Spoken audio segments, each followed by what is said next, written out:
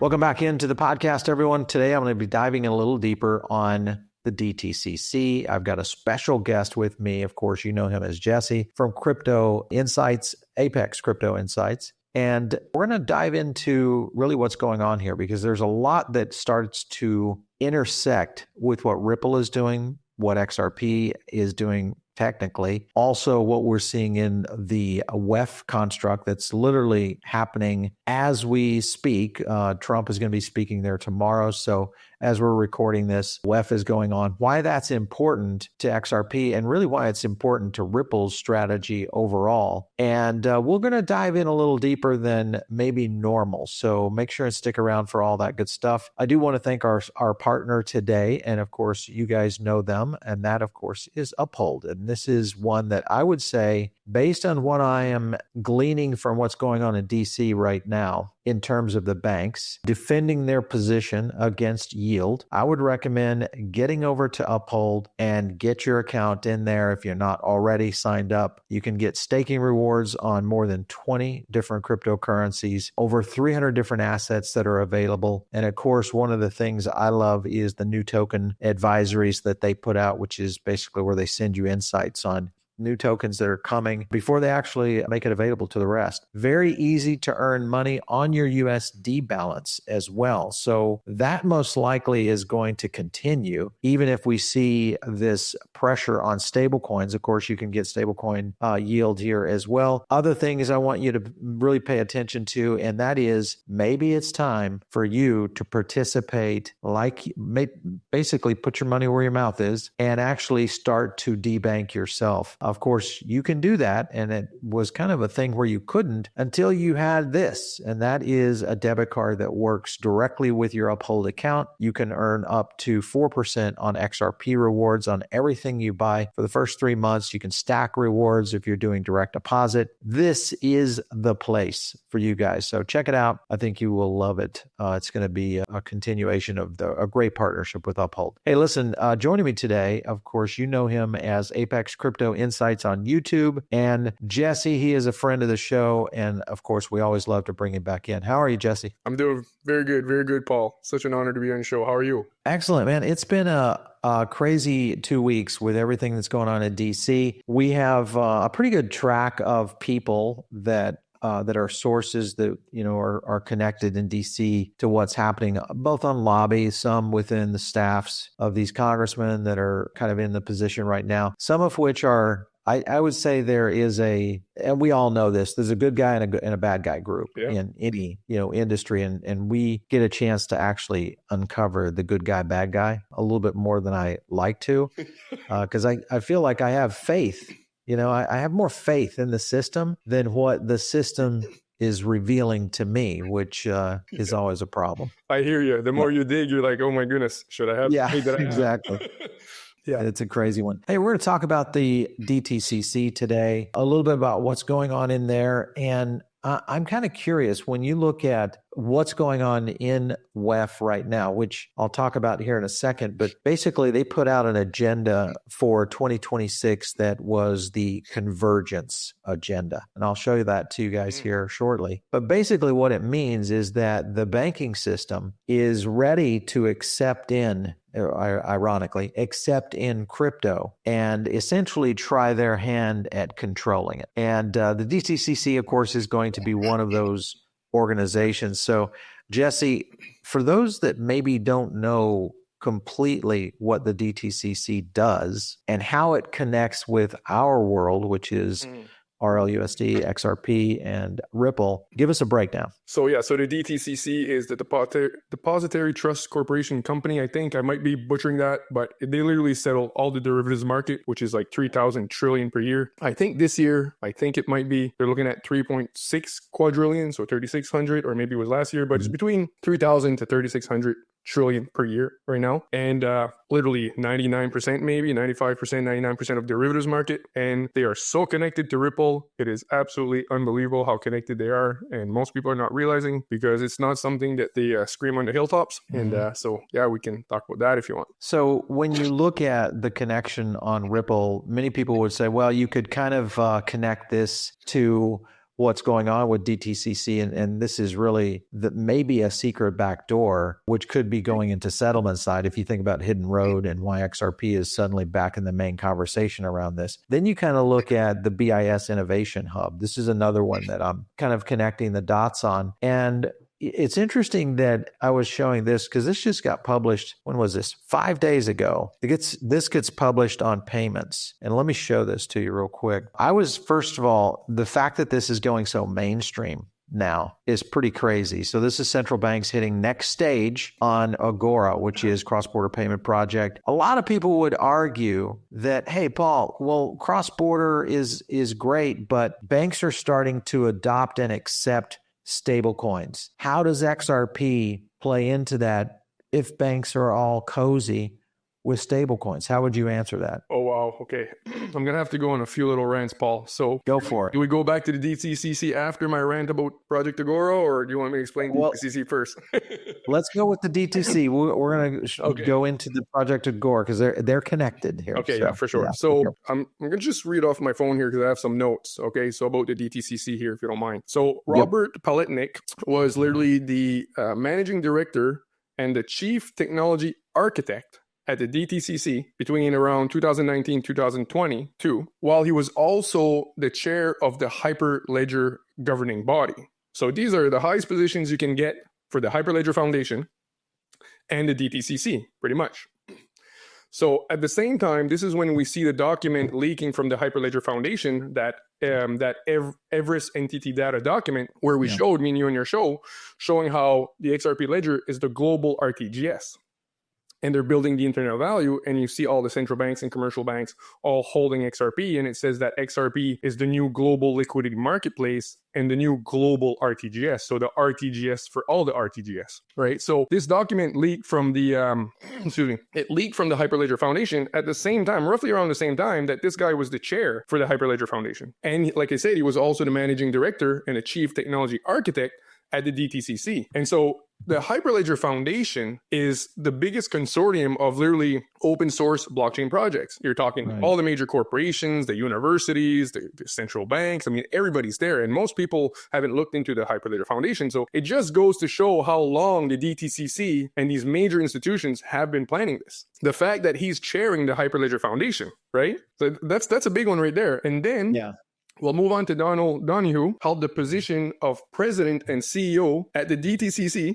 Okay, he's not just an assistant, or like, no offense against people that, do, but he held a very high position. He was the president and CEO of the DTCC until 2012. And after, he became an advisor to Ripple Labs in 2015. Mm-hmm. So you're talking 13 years ago. He goes from being the director, president and CEO of DTCC, and then goes to Ripple as an advisor for Ripple Labs. Then we've got Vanessa Pestrito. She served as the director of business development for Ripple from 2016 to 2018, roughly. And after she became an advisor, she was the business development at Ripple, director of business development at Ripple from 2016 to 2018. Then she joined the DTCC as the managing director of digital products. You can't make this stuff up. Maybe that, if that's not enough for viewers, let's look at something else here. Michael Bodson, Bodson, he was the president and CEO of DTCC since 2012. Then he served on the Ripple board of directors from 2014 to 2017. Like, it's unbelievable. And then you got to layer in Hidden Road and the connection. 100%. So tie that in, because Hidden Road being a prime broker, obviously that would connect to the DTCC. They also love, guess who? The RLUSD stablecoin. This gets very interesting if you add RLUSD, Hidden Road, and now a path for XRP to settle across these trades, specifically with what's going on here. I mean, the correlation between the two organizations is dynamic. And they know so much about each other now. That's the other thing. It's all the highest positions that you can hold going from one to the other. It's unbelievable. Managing director of products and then going to DTCC, and it's unbelievable. Like the president. And so Hidden Road, sorry, I'm looking at my notes here. Hidden Road, we see them being added as a participant. I think it's after Ripple bought them. I think they're added as a participant for the netting of the DTCC. Yeah. And then we see Robert Politnik a little while back. This was 2000, posted by Professor Ripple Effect. He says a public untrusted network would be better than a private network. Well, what's the main public network for cross-border? It's XRP. Yeah.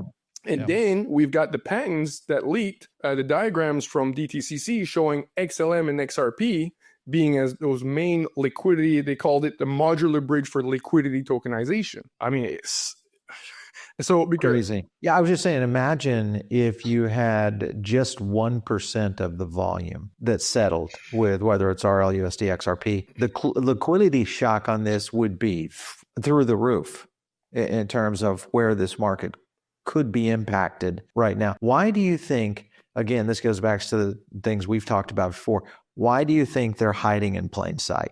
I think it has to do with not, and again, so much speculation here, but maybe one of them is they don't want the price to get away from them. I mean, if everybody knows that this is the global solution, this is the new world reserve currency, it's going to be the liquidity layer that's literally going to settle trillions and trillions. All the central banks are going to use it. And the cat's out of the bag. I think you get the corporations and the fintechs and the retailers, everybody's rushing in. And I don't think this is good for them because they need time to incentivize partners and line up everything before the price goes to the moon, potentially. Not financial advice, but I mean, I think that's one of the reasons, because I wish I could find this document and this I would think it was a document and audio that I had found, and it was a paper that was written between the intelligence agencies, and Ripple was there as well, and they were talking about how if people found out about this new settlement layer that was kind of the golden goose, it would kill the golden goose if everybody found out too early. And I wish I could find that, and it was like 5-6 years ago, and I can't put my hands on it, but it's they don't want to kill the golden goose. Maybe I don't know. It's but they're doing everything to hide it from us. So beyond the fact that we see a lot of executive sharing here within this structure, also the infrastructure within DTCC of a settlement layer that needs essentially what we are already seeing that is the underlying architecture of what Ripple is building, then you apply this into the Bank for International Settlement. Now you're talking about whether I don't know if they're just refusing to say the word XRP, but basically they call it a unified ledger. So if that is the case, and you consider whether it's Project Embridge, Rialto, I mean, all the different ones that are out there around, wholesale CBDCs, atomic settlement is the word they use a lot, right? Yeah. I mean, what are we talking about here? Well, my understanding of atomic settlement, a lot of people think that atomic settlement means you can go from one asset to another where you have that liquidity. But my understanding of atomic settlement, it just means either the transaction is going to settle 100% or it's not going to settle at all. At least not going to happen at all. You're not going to have I'm sending you $100 and you get $10 makes its way to you, but then the 90 is kind of trapped somewhere or it didn't all go through. It's either it settles completely or nothing happens at all. Is my understanding of atomic settlement. But it's more when you need that liquidity, when you want to go from one type of asset to another, you cross border, especially when there's not these liquid corridors. So for example, maybe between the euro and the US, there's enough liquidity, but most sovereign currencies are not liquid to one another. And this is what they're trying to fix. But then when you start tokenizing everything as well, then you need a neutral bridge currency that's very, very advanced even more. But Project Agora, so I did a lot of deep dives. I did 12 deep dives on 12 different BIS projects. You've got Project Agora, you've got Project Embridge that became BRICSbridge. You've got Project Jora, Project Mariana. You've got so many of them, but I did 12 deep dives on every one of them, and it's all the XRP ledger. And so what they're doing, what the BIS is doing, Paul, is that for all the projects they have in different areas, they're using different names for the projects. So Project Agora, Project Jora.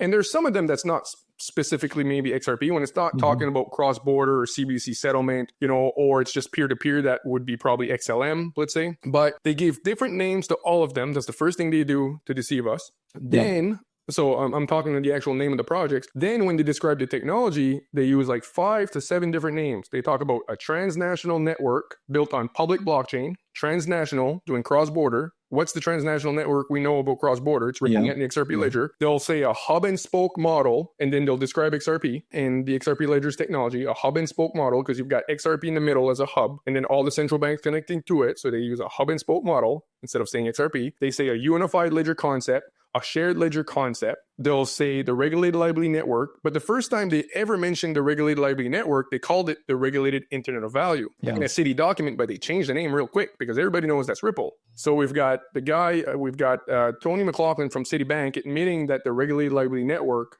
and the shared ledger are the same thing. So what's happening is they're using, and on top of that, what's even more, and the FinTernet, right? Financial internet. Instead of saying internet of value, the BIS says FinTernet. So they say FinTernet, unified ledger, shared ledger. And so, but what's really even more confusing, the other layer that they add to it to confuse people like crazy, people can't figure it out, is that when you look at the XRP ledger, that would be your main shared ledger or your main unified ledger. But the CBDCs that are being built on private ledgers of the public XRP ledger, those would be your unified ledgers or shared ledgers, plural, or your regulated liability networks. Because I have a document here that leaked where Tony McLaughlin of Citibank, he admitted that he's saying that we could have a constellation of regulated liability networks. And that's what I've been telling people.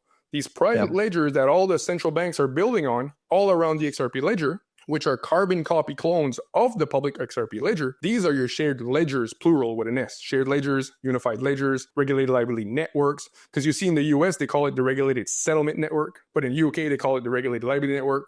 But for the US, at first, sometimes they say regulated liability network, sometimes they say regulated settlement network. So this is the big missing puzzle for everybody where I broke the code there. And so this is why it's confusing because you see the unified ledger is being connected via the interledger protocol. The same way we see the diagrams in the hyperledger document saying like the CBDCs, the private ledgers are connecting to the public ledger via the interledger protocol. To a certain degree, like it's a bit above my pay grade there, so I won't try to act as if I can replace David Schwartz like some people do, but I can't go like great detail there. But that's what I see, Paul. It's all the XRP ledger. Well, it seems like you kind of can see what's happening right now across these, essentially global entities, the way that they're going about it. I mean, if you look at just the rebranding for BIS, like to your point, is they rebrand all these project names. They clearly are trying to solve cross-border payments, which they appear to have a problem or a plan here. And then, because it's really kind of almost a terminology game. They change names, they avoid pumping the price. The interledger protocol becomes atomic settlement or synchronized settlement, all these different terms that they're basically pushing out there. And it really boils down to the fact that they are trying to get regulatory clarity, which goes back to what's happening in DC right now around the Clarity Act. And so, that was a 200-page write-up. I don't know did you see the markups coming through? Yeah, I looked a bit, but I know you, Doug, did a really good job. You posted something on Twitter. I was like, wow, that's really good. And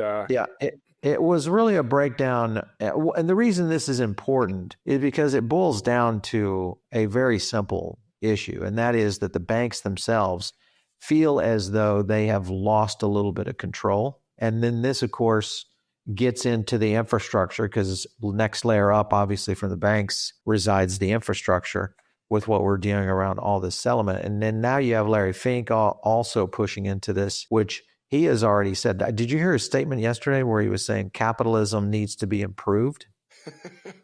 And I was like, oh boy. Yeah, so he's referring to the what's the word? Sorry, what's the company? I'm thinking BlackRock. I think he says capitalism is like just only BlackRock should get all the money, right? Yeah. Everybody else were just peasants, I think is what he means by capitalism. Yeah, pretty much. Yeah. The areas that you have to think about, and this is the point that I get at a lot, is, and it's not that, I'm saying just, banks beware in the sense of we should be aware of banks, but these were the issues that we're facing right now. One, of course, was this whole idea around real-time monitoring. That concerns me. This was integrated in, so that's already a Fourth Amendment issue. This idea around special measures, that was as scary as it could get, because this basically means they could just do whatever, not for crime, but for risk. So that lays into it. And then the cash privacy issue. So extending BSA laws now to where basically it would go to non-custodial wallets. That's a problem because that's self-custody, kills that idea.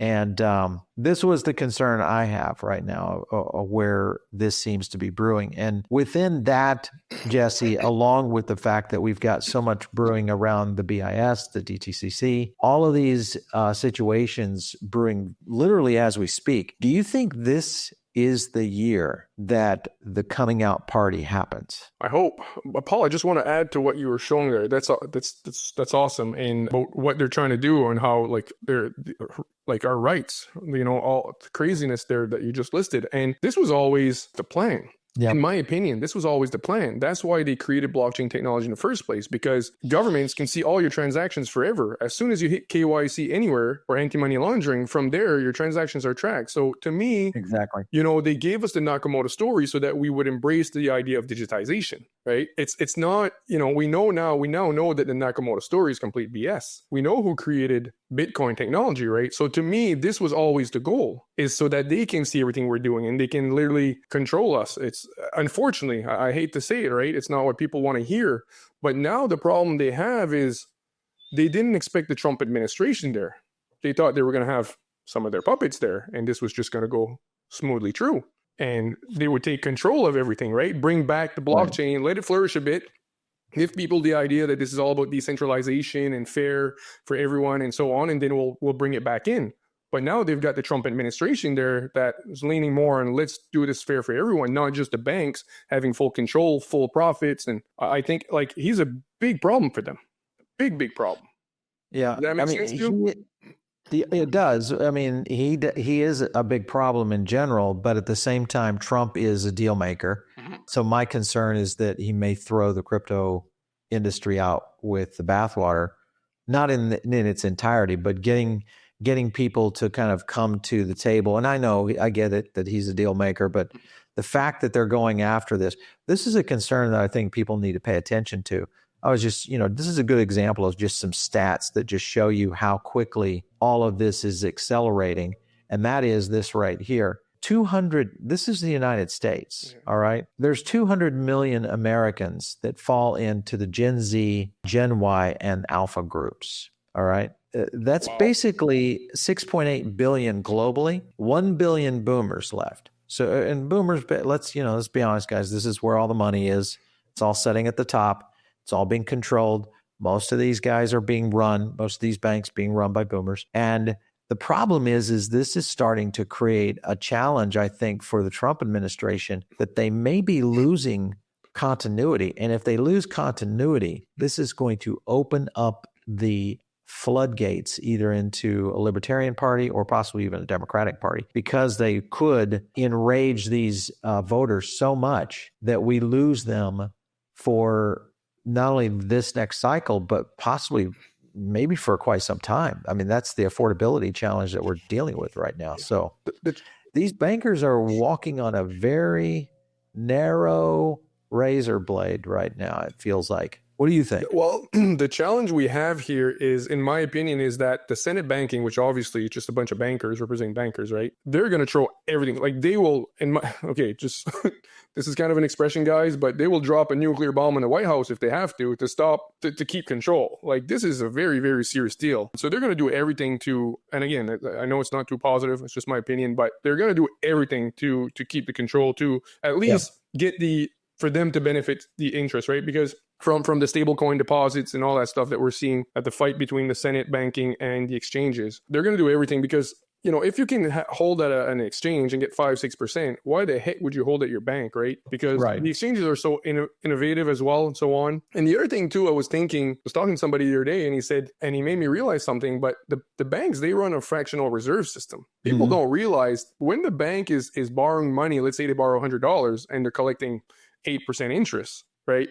Technically, they're not collecting 8% interest. They're not collecting $8 on your $100. They're technically collecting $8 and $1, because the banks are lending out 10 times more than what they have on deposit. Right. So for every $100 they lose to Coinbase or another exchange, technically they're losing $1,000 of deposits because they can lend. Imagine being able to lend what you don't have. It's absolutely ridiculous. Fractional reserve system. They lend 10 times more than what they have on the balance sheet. So if Coinbase takes, $1 billion from them, for them, it's 10 billion that they could have lent out, I believe, if I'm not mistaken.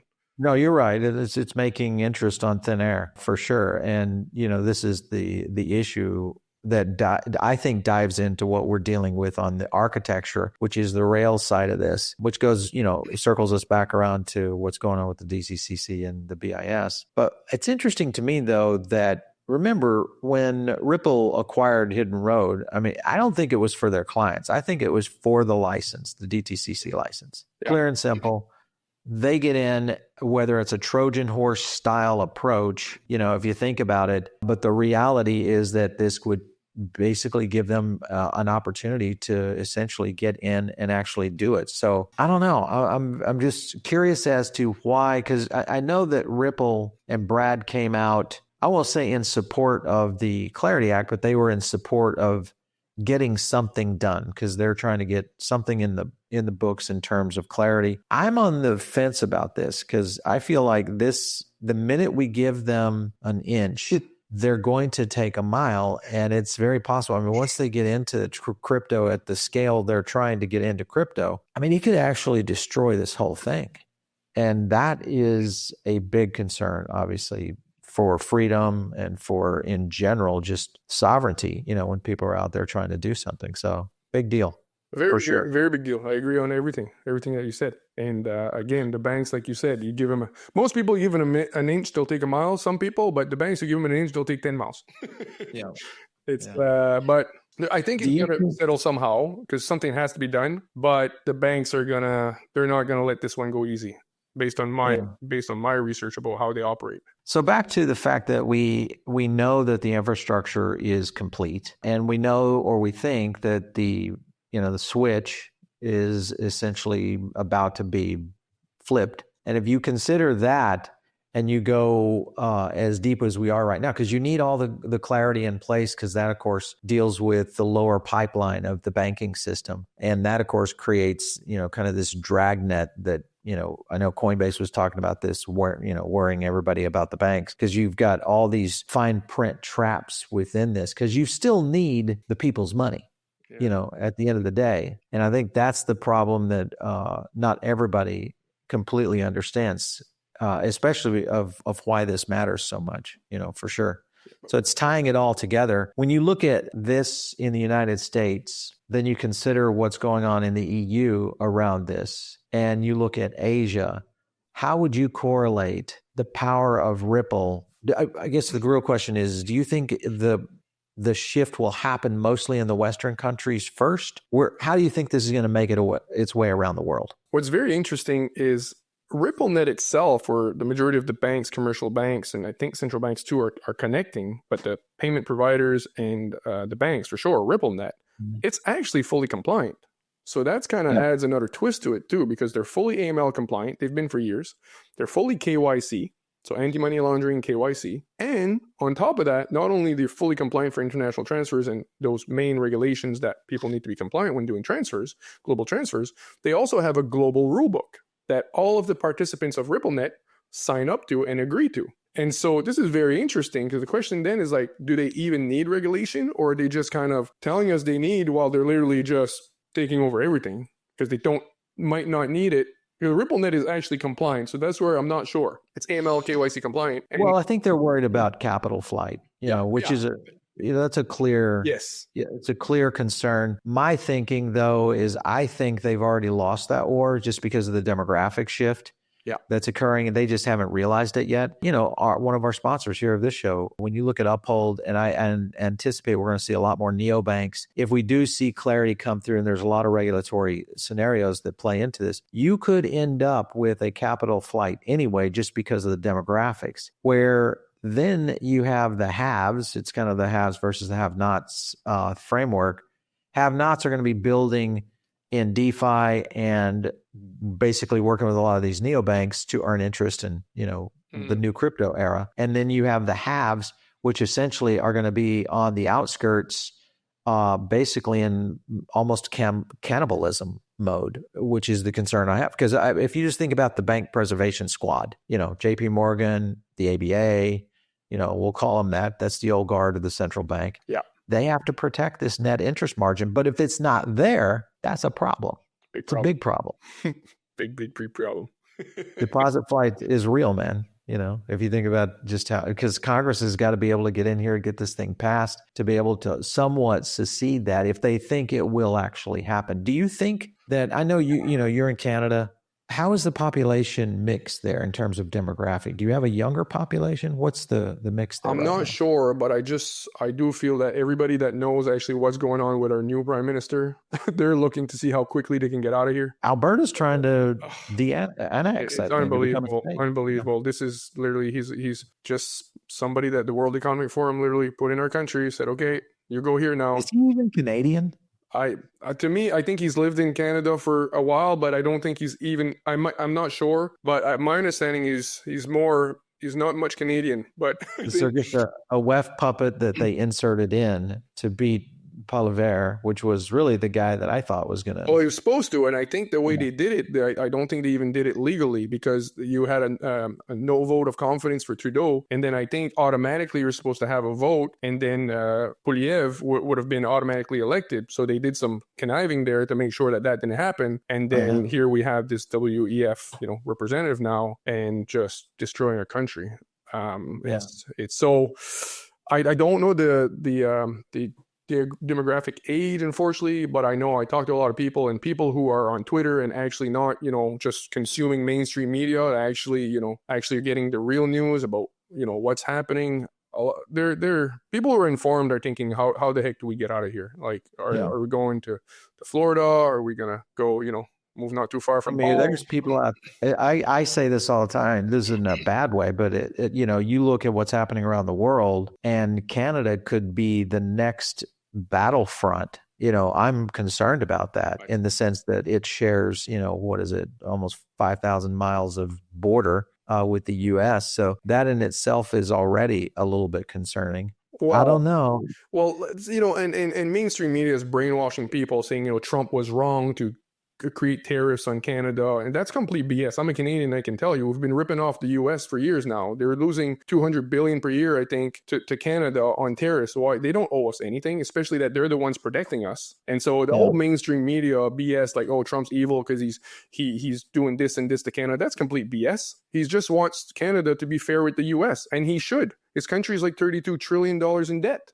Why would he give $200 billion to a country every year that can't even control the border, and that literally tries to screw them at every second they have? It's complete BS. Trump is 100% right. I'm telling you, as a Canadian, he's 100 million% right about literally pushing against this prime minister and their agenda we have. It's nonsense. Did you see the clip of the prime minister there saying New World Order? And he paused too. New World Order, like, as if we needed him to let it sink in. We already know. You don't need to pause, okay? It's scary enough as it is. You don't have to pause between the words. It's terrible. I don't know, buddy. Paul, I don't know if I'll be here for too long.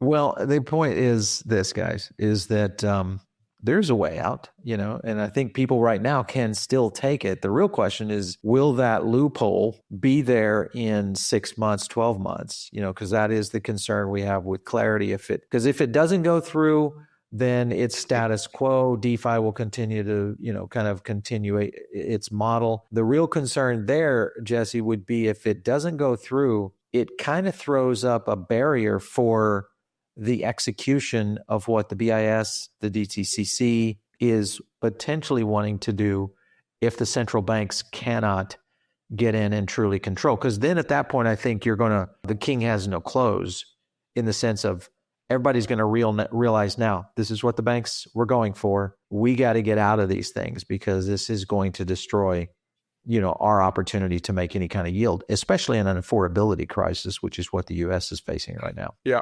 No, I agree. I think we'll still have the adoption, but it's just we're not going to have it maybe as quick, and there won't be as much injection of money. It's definitely going to change the landscape for sure. Like you're saying, I don't know. I haven't looked into it as much as you have, though.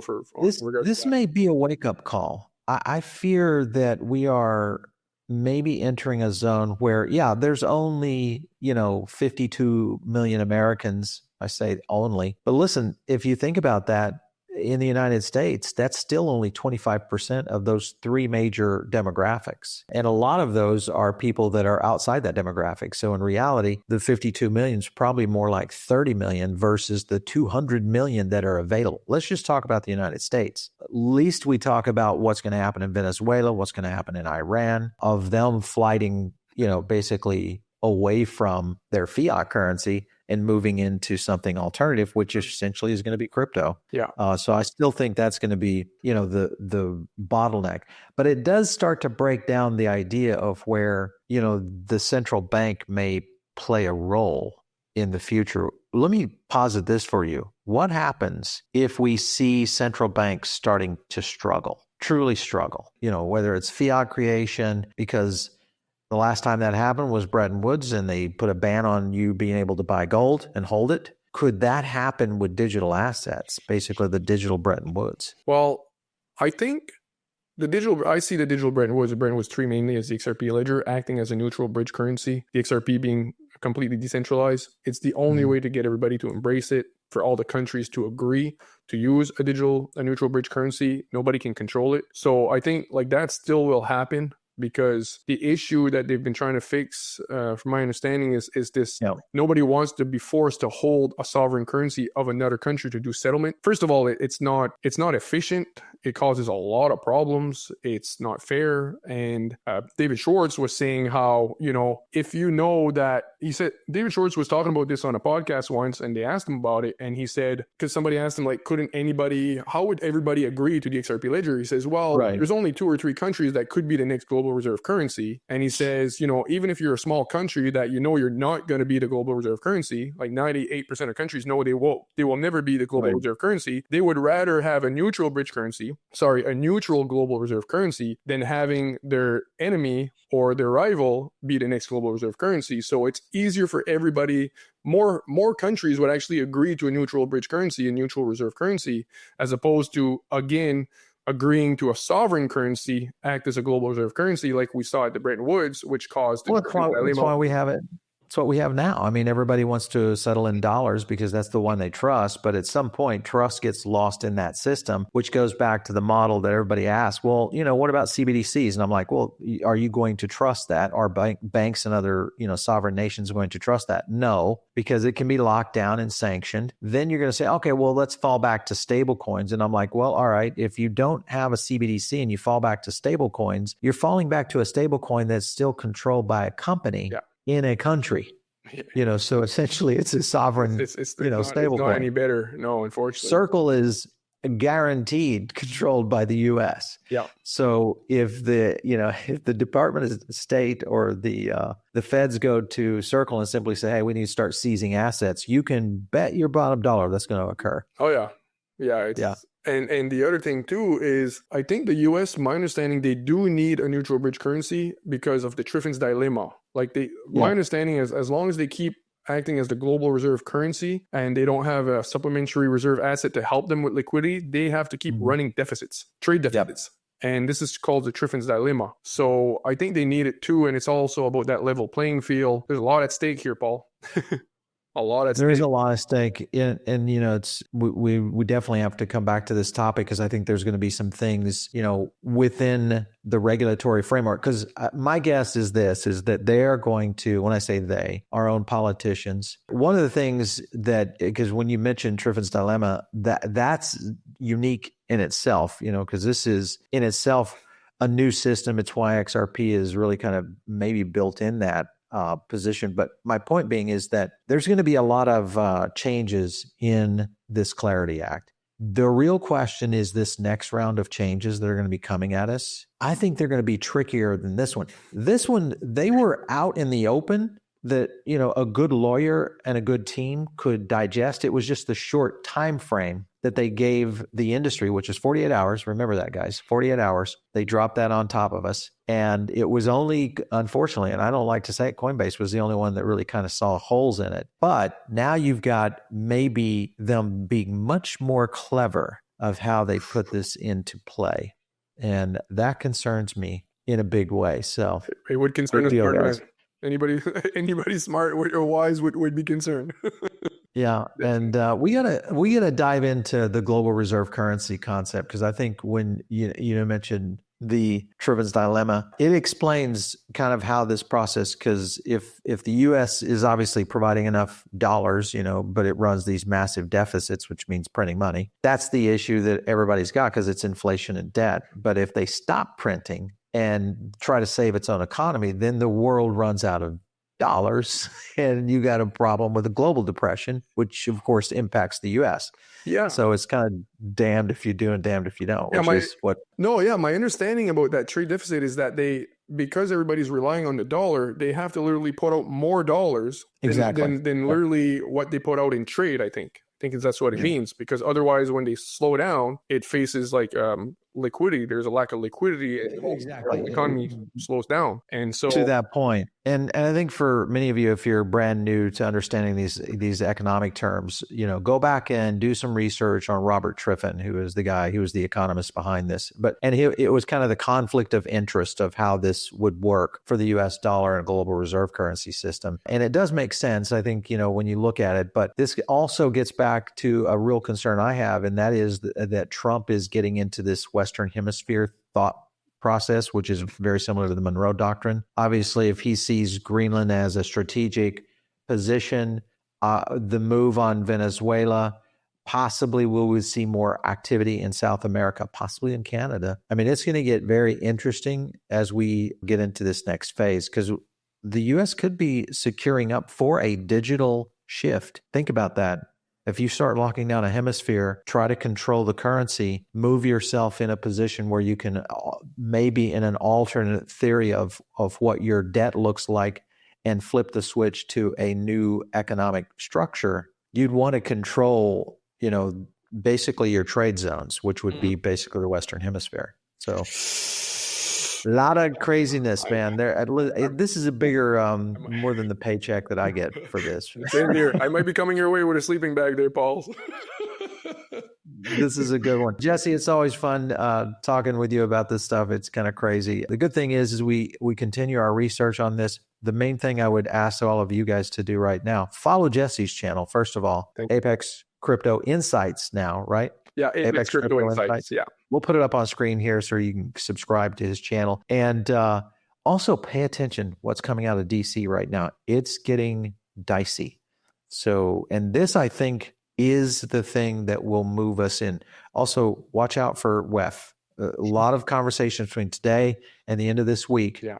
Sometimes they say this stuff right out in the open, So. Oh, yeah. They're terrible for it. It's unbelievable. Yeah. Sorry. Listen, my friends. Jesse, it was good seeing you. Take care, okay? Thank you so much, Paul. It's always an honor to talk to you. It's so much fun. Thank you so much for having me. Look forward to it every time. You guys know what to do. Like and subscribe. Make sure, and of course, give us a comment down below. We always love your input, because that's one of the things that gives us insights. If you have a guest for the show, DM me over on X. I leave them open for you guys, and we will see you next time right here on the XRP Pod. Take care.